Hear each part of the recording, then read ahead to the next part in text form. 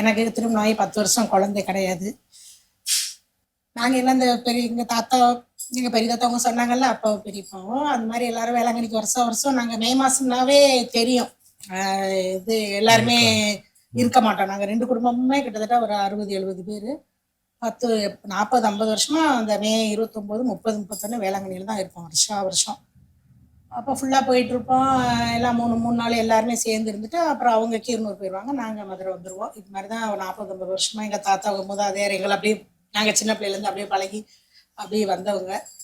இப்போ எனக்கு வந்து 9 வருஷம் போகும்போது குழந்தை எல்லாமே இருந்துச்சு. நான் 9வது வருஷம் போகும்போது மாதாட்ட சும்மா சொல்லிட்டு வந்தேன். அப்போல்லாம் சின்ன பிள்ளை தானே நம்ம, சும்மா சொல்லிட்டு வந்தேன், எனக்கு நீ அடுத்த வருஷத்துக்குள்ளே நான் கன்சீவ் ஆகலைன்னா வாழையத்துக்கு வரமாட்டேன் அப்படின்னு. நான் யாருக்குமே தெரியாது, சும்மா நானாக இவங்களுக்கு கூட தெரியாது, நானாக சொல்லிட்டு வந்துட்டேன். ஒரு வருஷமா நான் யார்ட்டையும் சொல்லவும் இல்லை. கரெக்டாக அடுத்த வருஷம் மே மாதம் வந்துருச்சு. மே மாதம் வந்தோடனே எல்லாரும் அதே மாதிரி ஊருக்கு கிளம்புறதுக்கு எல்லாம் பேக் பண்ணிட்டு இருக்கும்போது எங்கள் அம்மாட்ட சொன்னேன், இல்லை இந்த வருஷம் மட்டும் நான் வரல, நான் இருந்துக்கிறேன், நீங்கள் எல்லோரும் போயிட்டு வாங்க அப்படின்னு. எங்கள் அம்மா எதுக்குன்னு கேட்டாங்க. இந்த மாதிரி சொன்னோன்னே, நீ இது மாதிரி சொல்கிற, இந்த மாதிரி சொன்னதுக்கப்புறம் நான் எப்படி உன்னைய விட்டுட்டு போவேன், நான் வரல, எல்லோரும் போயிட்டு வரட்டும் அப்படின்னு. அப்புறம் இப்படி ஒவ்வொருத்தராக எல்லாரும் இது இந்த காரணம்னு சொன்ன உடனே அப்புறம் எல்லாருக்கும் எங்களுக்கும் அந்த இது இல்லையா, சரி இந்த வருஷம் யாருமே போவேனா, எல்லாருமே இருந்துருவோம் அப்படின்னு.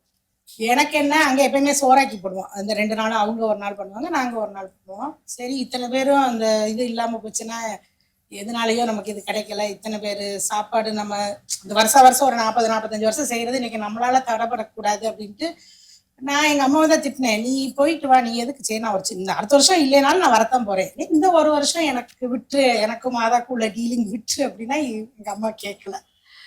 சரி இப்படி சொல்லிட்டு இருந்த அப்புறம் எல்லாரும் வேணான்னு சரி நம்ம திருப்பி போயிடுவோம், இதனால என்ன இருக்கு போயிடும் நினைச்சிட்டு இருக்கும்போது சரி எனக்கு ஒரு 5 days மட்டும் தள்ளி போயிருந்துச்சு. சரி யாருக்குமே தெரியாம நானா யூரின் டெஸ்ட் கொடுத்து பார்க்க சொன்னேன். பார்த்தா பாசிட்டிவ்னு வந்துருச்சு. அதே எனக்கு அதை செஞ்ச பெரிய